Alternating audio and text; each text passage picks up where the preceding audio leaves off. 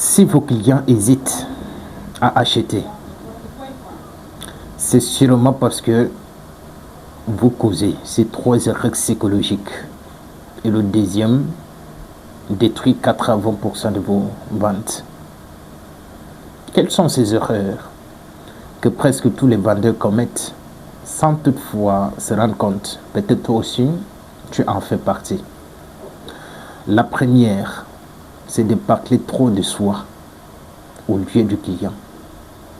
Quand vous apportez quelque chose, au lieu de parler du client, vous vous concentrez sur vous plutôt. Et ça décourage. On sait que tu vends quelque chose de super. Tu vends de très bons produits de qualité. Tu proposes de meilleures idées. Mais le client cherche à savoir qu'est-ce que c'est que tu as apporté. Allez lui solutionner le problème. Allez résoudre ses maux ou résoudre ses difficultés. C'est le plus important. Si tu te concentres aujourd'hui sur le client, tu auras 99% de chances de pouvoir écouler ce que tu apportes. C'est pourquoi j'ai l'habitude de vous dire, il va falloir que vous appreniez à copier avec de meilleurs. Quand tu pars à l'hôpital, le docteur prend tout son temps pour te poser des questions. Est-ce que tu as mal à la tête? Est-ce que c'est ta nuque qui te fait mal? Est-ce que ce sont tes reins? Ou alors sur le ventre?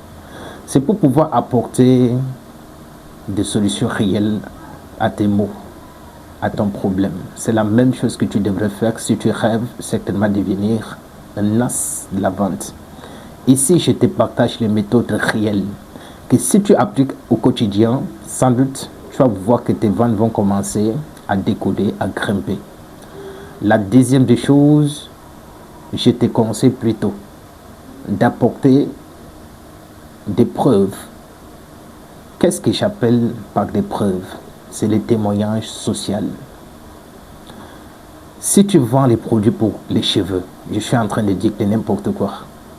Et que quand les gens reviennent avec des réponses positives, oui, ce que tu nous avais vendu la dernière fois, c'est un très bon produit. Ça m'a beaucoup plus aidé. Avant, j'avais beaucoup plus les problèmes de déventure. Mais aujourd'hui, tu vois, 1 semaine, 2 semaines aujourd'hui, regarde comment mes cheveux poussent. Ce sont des réponses positives. Maintenant, la prochaine fois, si tu aimerais vendre ces mêmes huiles pour les cheveux, il faut que tu apprennes à négocier avec des personnes qui achètent, de pouvoir se filmer avant et après. Avant de pouvoir utiliser le produit, la personne filme